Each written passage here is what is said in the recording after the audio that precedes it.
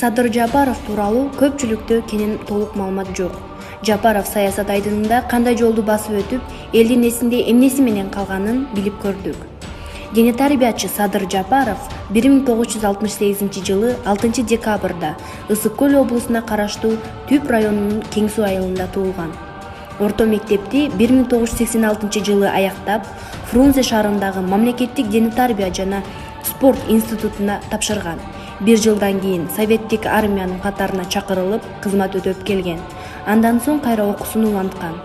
Кийин Жогорку Кеңешинин депутаты болгондо юридикалык билим алган. 2005 жылга чейин Садыр Жапаров бир катар ишканаларды жетектеген.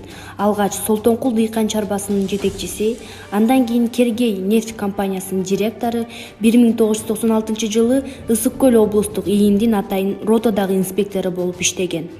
1997 жылдан 2001 жылга чейин мунай зат ташыган Гузель компаниясынын башкы директору. Андан 2005 жылга чейин Балыкчы шаарындагы Нурнефтегаз мунай компаниясынын башкы директору кызматтарын аркалаган. Саясатка карай жол. 2005 жылы Садыр Жапаров парламенттик шайлоого аттанат. Жапаровдун саясатка аралашкан 10 жыл аттуу китебинде жазылгандай, анын шайлоого талапкер болушуна ошол кездеги бийлик каршылык көрсөтүп, Жапаровдун талапкерлиги тизмеден чийилип калган. Буга нааразы болгон жергиликтүү эл Түп келген жолун тосуп салышкан. Тарапташтарынын күчү менен Жапаров кайра талапкер болуп катталып, Жогорку Кеңештин депутаты болуп шайланган.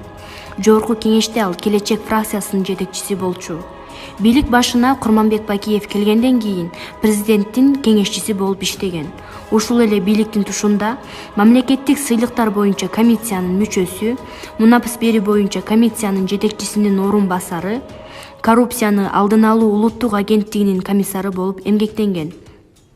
Айрым маалымат каражаттары Каркыра жайлоосу Казакстанга сатылып кеткен мезгилде Жапаров коррупцияны алдын алуу улуттук агенттигинин комиссары болуп иштеп турган. Ага чейин жайлоону коңшу мамлекеттерге бербейбиз деген саясатчы ал мезгилде унчукпай койгон деп жазып чыгышкан.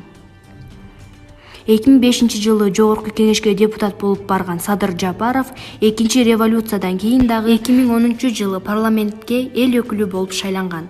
Бул ирет ал Ата журт идеалисттик демократиялык партиясынын тизмесинде эле. Парламентте Жапаров соттук, укуктук маселелер боюнча комитеттин жетекчиси кызматын ээлеген. Бирок депутаттык креслодо көпкө кармалган эмес.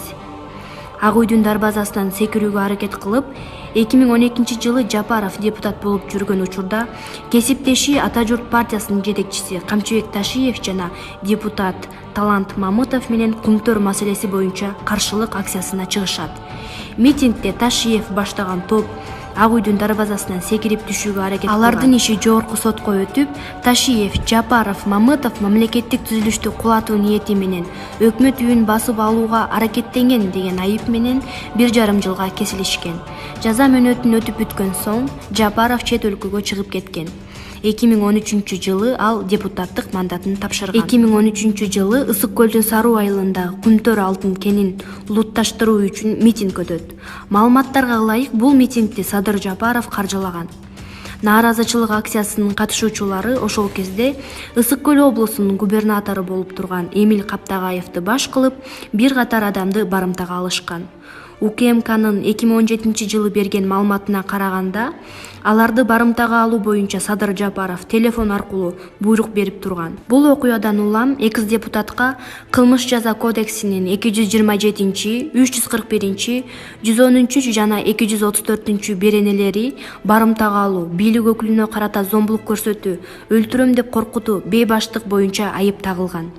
Жапаров чет өлкөгө чыгып кеткенден кийин Европа, Кипр мамлекеттеринде болуп, кийин Россияда жашап жатканын ырастаган эле. 2017 жылдын 2 августунда Бишкектин 1 май райондук соту Жапаровду 11 жыл 6 айга эркинен ажыраткан. Чет жакта 4 жыл жүргөндөн кийин Садыр Жапаров Кыргызстанга кайтууну чечет. 2017 жылдын 25 марты саясатчынын келерин уккан тарапташтары бул күнү Кыргыз-Казак чек арасына жана Бишкектеги Максим Горький атындагы паркка чогулушкан. Бирок УКМКнын кызматкерлери аны Казакстандын чек арасынан өтөрүү менен кармаган. Ага наразы болгон тарапташтары Жапаровго боштондук деп кыйкырып, УКМКнын алдына барып ызы чуу чыгарышкан. Милиция асманга ок атканга чейин митингге чыккандарды укук коргоочулар таратып, 10 чукул адам колго түшүрүлгөн. 2017 жылдын 2 августунда Бишкектин 1 май райондук соту Жапаровду 11 жыл 6 айга эркинен ажыраткан. Кийин райондук соттун чечимин Бишкек шаардык соту күчүндө калтырган. Жогорку соттун сот коллегиясы 2018 жылдын июнь айында ишти карап, шаардык соттун чечимин өзгөртүүсүз калтырган болчу. 2 айга номер 1 тергөө абагына камакка алынган экс-депутат Садыр Жапаровдун колунун кан тамырлары кесилгендиги тууралуу маалымат тарайт. Мындан улам абактагы саясатчы ооруканага түшкөн. Кийинчерээк бул боюнча экс-депутат үн катып, мындай кадамга өзү барганын билдирген. Ал шок абалында болчумун, бычакты алып өзүмдү сайгылап салдым деп видео билдирүү тараткан.